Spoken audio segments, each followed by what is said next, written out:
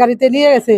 ওই গাড়ির নাম্বারটা আমরা যেভাবে হোক জোগাড় করছি, ওই যে সিসি ক্যামেরা দেখছি, তখন ওই নাম্বারটা দিয়ে আমরা হলো ট্যাগ করছি। তখন ওই নাম্বারটা উঠছে, তখন আমরা ওই যে ওই ওটা কি ওভারের নিয়ে গেছে, ওই ওভারের নালার নাম্বারটা আমরা করছি, জোগাড় করছি। পরে ফোন দিয়েছি, উনি বলছে যে হ্যাঁ আমি ওই উত্তরা দিয়াবাড়ি ওখানে নামাই দিছি, ওইখান থেকে আর একটা গাড়িতে উঠছে, যে গাড়িটাই উঠছে ওই গাড়িটা সে নামটা বলছে সিএস এর গাড়ি। তারা এনসিপির সাথে যুক্ত। ওই মেয়ে ক্যান্টনমেন্ট পাবলিক স্কুলে পড়ে, তো একটা 5-এ ওর ছুটি হয়, একটা 57-তে বের হয়েছে।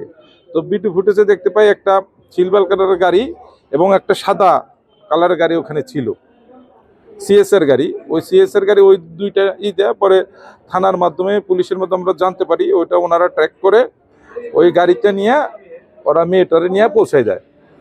ওরা স্বীকার গেছে যে বনানী পর্যন্ত নিয়ে গেছে। তারপরে আমরা এখনো জানি না, সেটা যে তদন্তকারী কর্মকর্তা আছে উনি বলতে পারবেন।